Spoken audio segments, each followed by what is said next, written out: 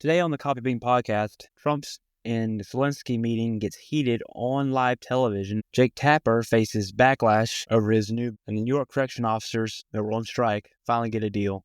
That and so much more on the Coffee Bean Podcast.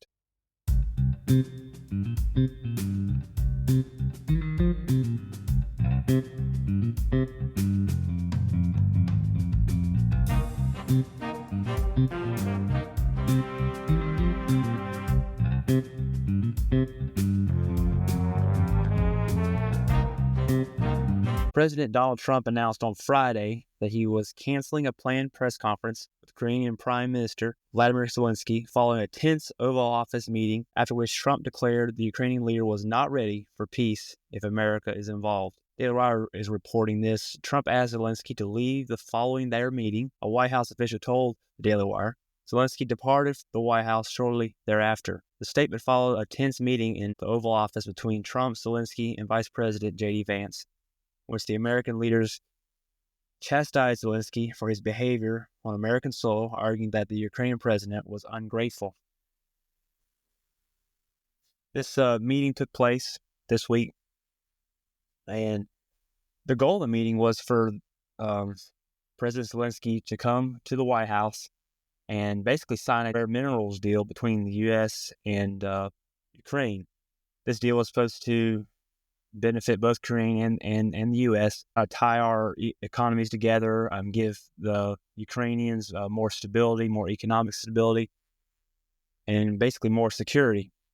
When Zelensky arrived, he had, just me watching him on the TV, he had an attitude almost to him, even when he first arrived and was greeting the president. You could just tell that he had a little bit of an attitude. And once they got into the White House and started discussing it, the cameras were rolling. Vice President J.D. Vance was there with Zelensky and Zelensky and the president, and it got really heated really quick. Basically, J.D. Vance and Trump basically started letting Zelensky have it, and he was very critical of the U.S. in some of his comments, and they just didn't take it. And even with the camera rolling on live TV, President Trump and J.D. Vance let him have it. A lot of people are saying, this is going to benefit the Russians, because there's this animosity now between Ukrainians and the U.S. I don't think so, and here's why. Now with President Trump in charge, what the world is seeing is that we have a leader that is not going to take it. He's not going to sit there and have you come and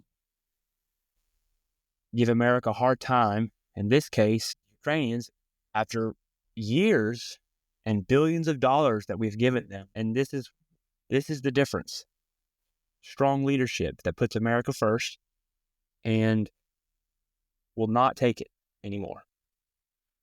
So I don't see how this helps the Russians.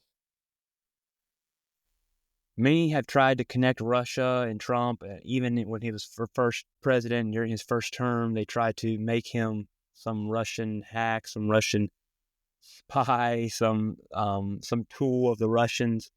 And you remember we had all these investigations by the FBI, by a special counsel trying to tie Trump to the Russians, trying to do that. And it's really absurd. It was a waste of taxpayer money. And Trump dealt with that. That was brought up during the meeting between Zelensky. One of the reporters asked that question, and he confronted that. And this is what he said. In align myself with both of them, you'd never have a deal. You want me to say really terrible things about Putin and then say, how are we doing on the deal? It doesn't work out.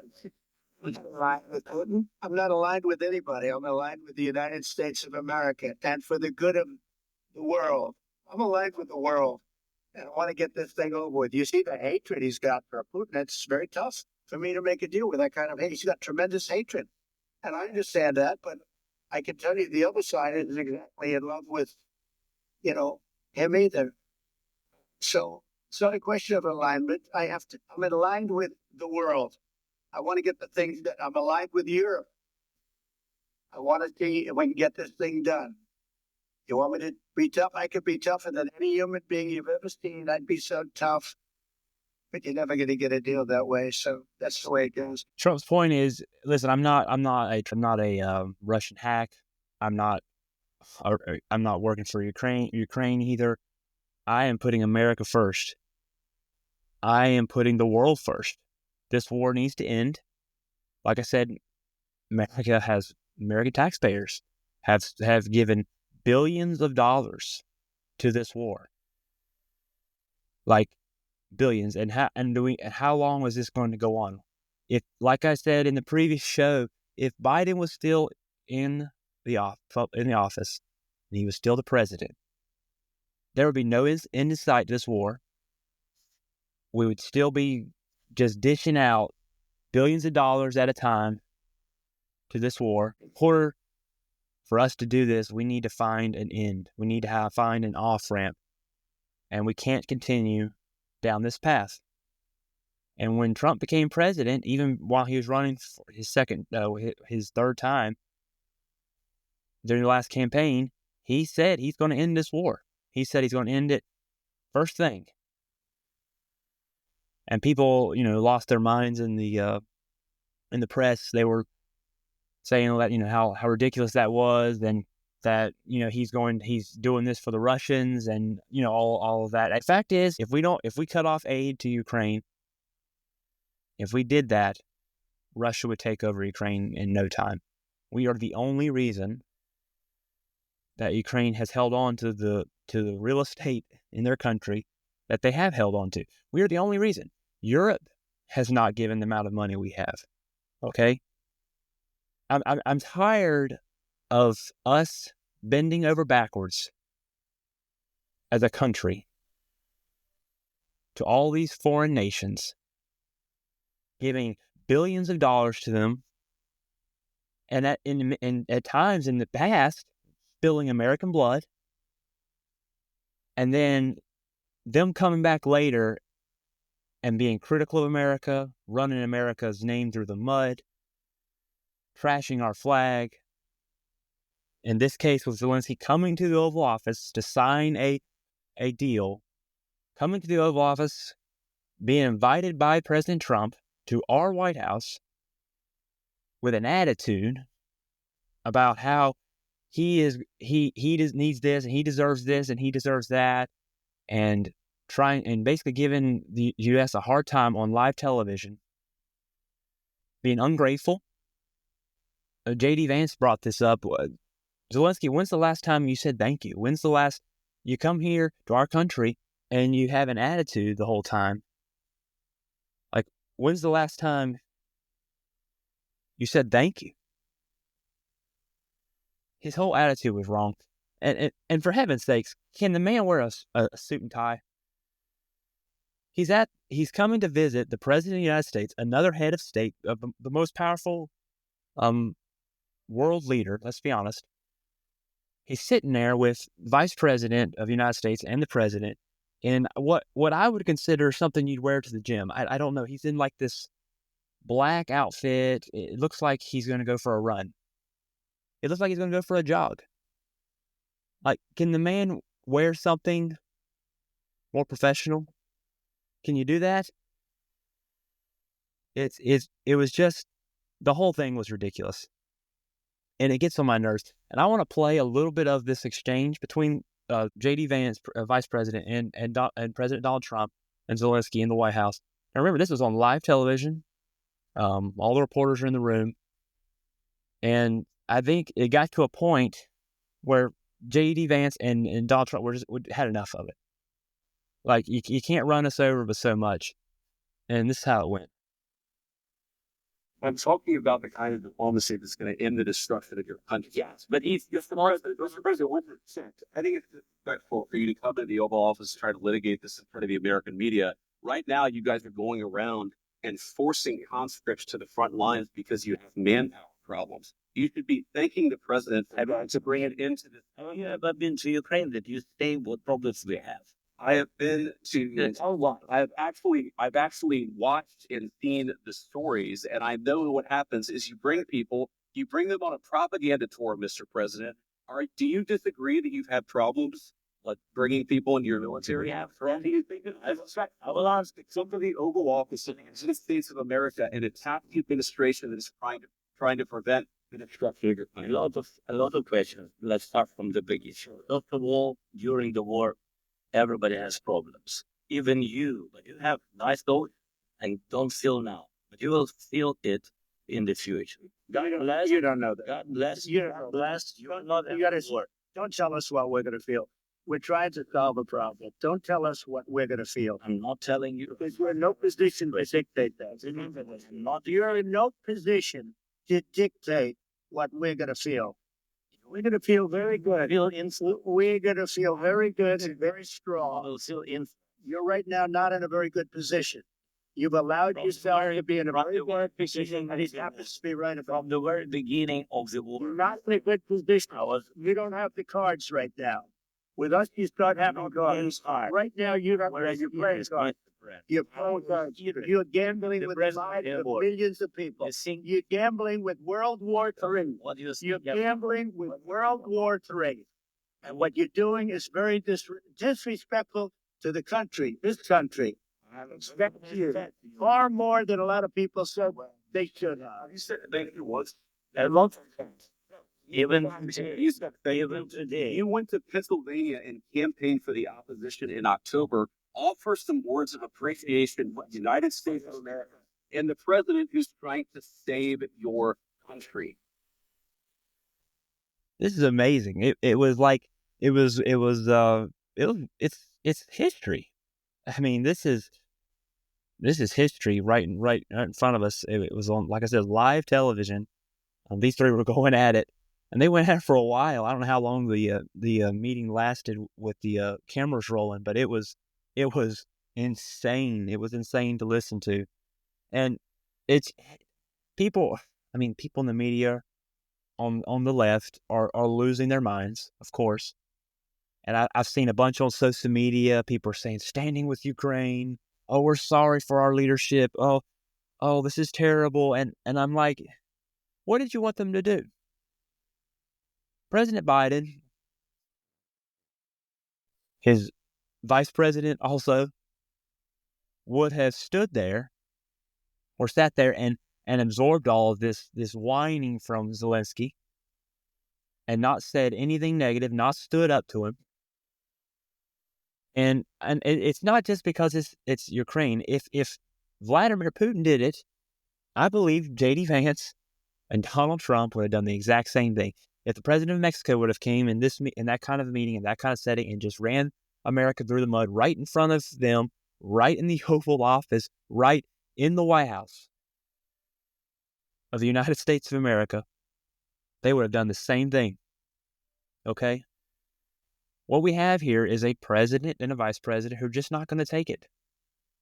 They're not going to have America trashed like this. Someone coming to us with an attitude, running our country through the mud, and whining. They're not going to take it.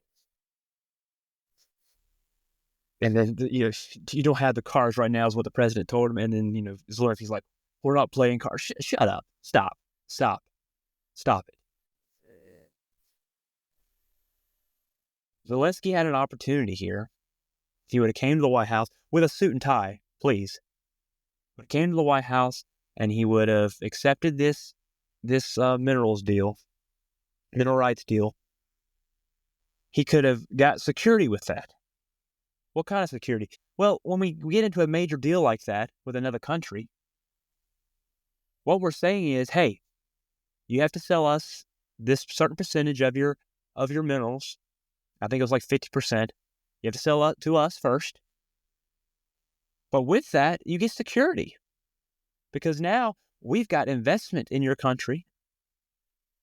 You've got investment in ours. We now want you to be safe. We want you to have a secure country because now we've investing in it. We've got a deal. We've got something on paper. Zelensky had that opportunity. He came there and wanted more. And it's fine to want more. He's the leader of a country, of a sovereign country, who was invaded wrongfully. But his attitude and the way he did it, I think J.D. Vance and Donald Trump they had enough. It was like, all right, that's it. You've said enough nonsense. Throughout this war, there's been this attempt by many on the left and some on the right, to make Zelensky and Ukraine out to be these angels, this conflict between Russia as this good versus evil. Ukraine is this wonderful, this is a wonderful country where there's just this wonderful place, and Zelensky is a saint, and he's standing up to the big guy. Zelensky is no saint, okay? I was listening to an interview, and this guy was talking about how the Ukrainian government has been treating the Orthodox Church in Ukraine. They've been basically persecuting these Christians over there for years, seizing their property, putting them in jail, just simply because their beliefs don't line up with the Ukrainian government. There's not religious freedom in Ukraine like there should be. Zelensky is corrupt. Now, he's the lesser of two evils. Yes, he is. And we should, and I don't have a problem with us giving them money to defeat the Russians. We don't want the Russians getting more land and more control of that area of the world. I understand that. But this attempt to make, him this saint, and early on in this war, you saw it everywhere.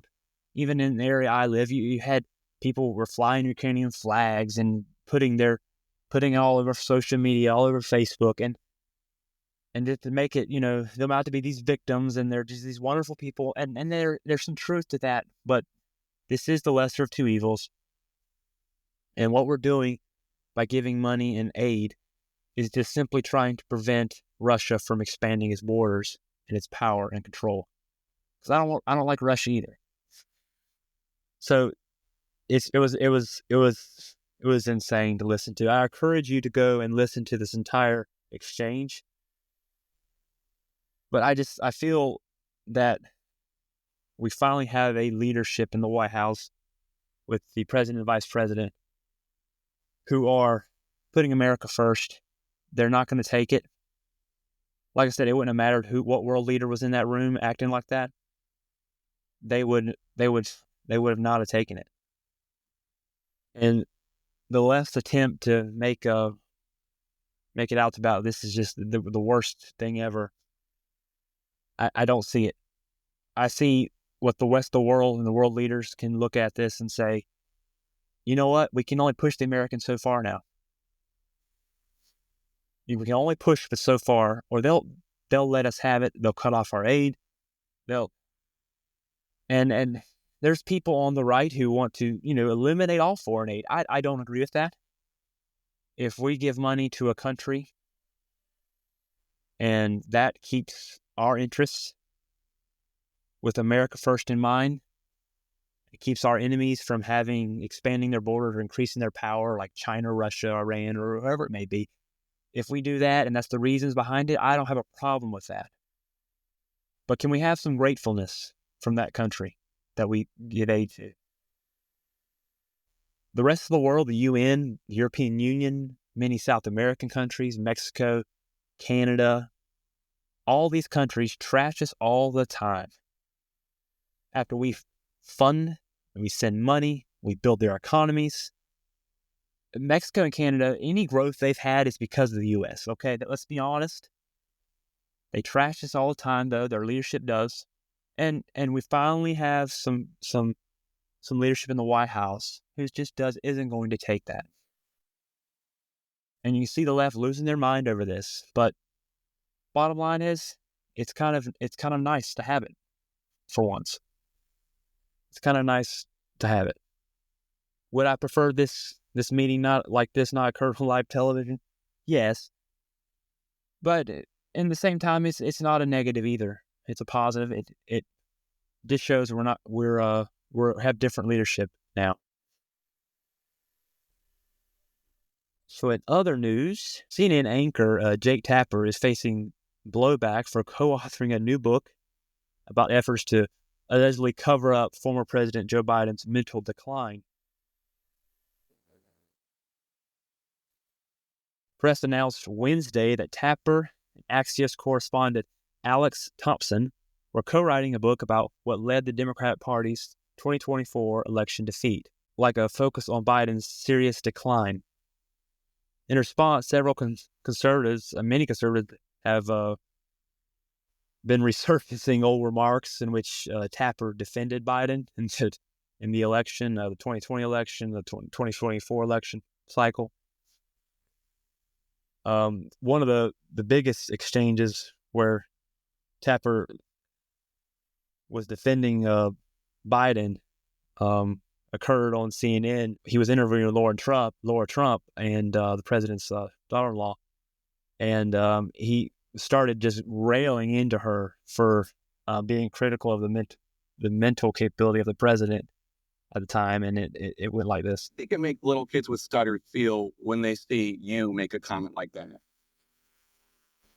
First and foremost, I had no idea that Joe Biden ever suffered from a stutter. I think what we see on stage with Joe Biden, Jake, is very clearly a cognitive decline. Okay. That's what I'm referring to. It makes me uncomfortable. This is so amazing. It's so amazing to me that a cognitive decline. At what point suggesting? I think that you were mocking his stutter. Yeah, I think you were mocking his stutter, and I think you have absolutely no standing to diagnose somebody's cognitive decline. I would think that somebody in the Trump family would be more sensitive to people who do not have medical licenses diagnosing politicians from afar. Plenty of people have diagnosed your father from afar, and I'm sure it offends you. Your father-in-law from afar, I'm sure it offends you. You don't have any standing to say what cognitive decline. I have one last question, Sheila. You can't. That's very concerning to a lot of people that this could be the leader of the free world. Okay. You're not a doctor. How dare you? How dare you? You're not a doctor. This is. There's many of these clips of Jake Tapper on CNN. That's where he's been a host, just defending the president at the time, President Biden, and saying that he just had a stutter and that it was unfair to be critical of it and that he has no mental decline. Him and the rest of the press did this for years, while we, the American people, clearly saw mental decline, clearly saw there was something not right. And they said, no, that's not, you're not a medical professional. Oh, you don't know what you're talking about. Don't worry about that. He's just got a stutter. He's had a sensitive child. It's no big deal. He's perfectly fit to run for president. He's perfectly fit to be president of the United States. And we were told this for years, year after year, with clearly we could tell something was wrong. Any American, with anybody in the world with any sense, could tell that the president was, there was something going on here. There's something we could be concerned about. That the leader of the free world, the most powerful man in the world, was having trouble mentally. Now, when did that start exactly? I don't know, but really when he ran, in 2020, it was clear that there's something wasn't right. And we took it from the press over and over again on the left, the mainstream media, that everything was fine. And it wasn't until the 2024 election, the first Trump-Biden debate, first and only, where basically Biden crapped in his pants and died on stage, and the media was made to look like a fool once and for all. And now someone like Jake Tapper is trying to walk it back and make it sound like, she knew all the time, and it's trying to make it, no. Listen, bud, you've lost all credibility. You've lost all credibility.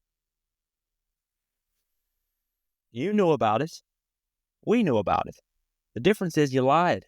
You lied over and over again on national television. And now you're going to try to make it sound like you never knew and that the Democrat Party let us down, that they should not let him run that second time. And that way, someone could have stepped in the shoes earlier on. So the last minute, like we did with Kamala Harris, you've lost all credibility. Over and over again, the media has done this. They lied to us about COVID in many respects. They lied to us over and over again about President Biden. And they were made to look like fools on that first presidential debate between Biden and Trump. And now they're trying to walk it back and make it sound like, they're fair and balanced again. And it's going to roll. He's going to try to write this book. He's going to try to, make it sound like he's, fair and honest. And you're done, bud. You're done. The American people just don't trust the media no more. They simply don't. And there's reasons for that. It's the double standard is one of them. They'll ask tough questions to Trump, and a lot of times it's gotcha questions, and Trump will answer them. He'll take it and will respond. But they wouldn't ask those same tough questions to Biden. That's the problem I have. If you want to ask a tough question to the president, and even though I supported him and voted for him, that's fine. Do it. Trump will answer it though. I saw a statistic or it was some numbers, and it had the amount of questions that each president had answered in the first 30 days of their presidency, first month. And they had like Biden at 144 during his last presidency. He answered like 140 something questions. Trump's answered over 1,000. Okay? Trump's not afraid to get out there and talk to the press. He's not afraid to answer questions. Ask questions. The press should be asking tough questions. But the reason that the American people don't trust the press no more is because of stuff like this. They were a couple years ago defending Biden and saying that he had no mental decline. Now, Jake Tapper's trying to write a book and say that they knew about mental decline all along and the Democrat Party let us down and they should have not have run him. You're the one who defended him. Can we just have some honesty? Can we just be fair? Trump is an old elderly man, but he has no mental decline right now. He's sharp as a tack. He's got more energy than people around him. Like I said, he's already answered 10 times more questions than Biden did at this point. It's probably the most open presidency we've seen in a long time where ask us anything. I mean, remember his first day in office? He was signing a bunch of executive orders, and while he was signing them, he was taking questions. So he's signing and answering questions from the press, signing another thing, answering questions from the press. I mean, it's great. But if we could just get a press that was just fair and objective, maybe once again we could trust them again. Because right now we don't. We just don't. In other news, State Department of Corrections and Community Supervision of the New York State Correctional Officers and Police Benevolent Association reached an agreement to end an illegal 11-day correction officer strike. Terms of the agreement cover many of the issues raised by the striking officers, from HALT time, from HALT, which is the Human Alternatives to Long-Term Solitary Confinement Act, and there was also some changes they wanted to mandate overtime. So this strike has went on for 11 days. I don't know if anyone's been paying attention to it. But basically, these group of correctional officers in New York had went on strike, and because of some things on pay, but also of wanting changes to the HALT Act. Now, what the HALT Act does is basically the law itself limits the use of solitary confinement. So if you have a prisoner in the state of New York who strikes a correction officer, he's in prison for armed robbery, and he strikes a correction officer while he's in prison. What this law did was limit the amount of solitary confinement that prison could do to this prisoner. So you could literally assault a correction officer and spend maybe 15 days in solitary confinement with this HALT Act. That's insane. If you were out in the public and you assaulted an officer, you'd be getting more than 15 days of punishment. Well, maybe. I don't know about New York. Sometimes you can get away just about anything, but you know what I'm saying. So it seems like every time there's prison reform in the correctional system, it's always benefits the prisoners. And it's never a benefit to the correction officers. I couldn't do their job. Having to do this, and especially working in the state of New York, where there's always constant rules and regulations that benefit the prisoners, and any prison reform gives more rights to the prisoners and less rights to the correction officers. So I couldn't do this. So with this agreement, it ended that strike. How long will it last? I don't know, but I just think this story just kind of brought it up to me, like how lopsided our system of justice is, where we care more about the prisoner than the one guarding the prisoner. You know how you avoid solitary confinement? You don't go to prison in the first place. We've lost all responsibility, personal responsibility in this country. And you have all these groups now that have basically, it's prisoner rights groups that are concerned about the treatment of prisoners, and we shouldn't be mistreating them, abusing them in that sense. But if you assault a correction officer in prison, you should be locked away for a good while. And that leverage should be available to the correction officers so that they can use it to keep peace. But they're abused all the time, the correction officers. They're sexually assaulted, many of them. And it's just a sad state we're in many of these states, that we've got a twisted view on justice. Like I said, you want to avoid solitary confinement, don't go to prison. Don't commit the armed robbery. Don't commit the murder. You know who doesn't have to worry about solitary confinement? Me. Because I'm not robbing a store tomorrow. I'm not going to kill a guy. I'm not making plans to mistreat somebody. I'm obeying the law. And that's the difference. At some point, you just got to lay it out. Personal responsibility. Justice. And that is all we have today. Thanks for listening. Please subscribe. Bye.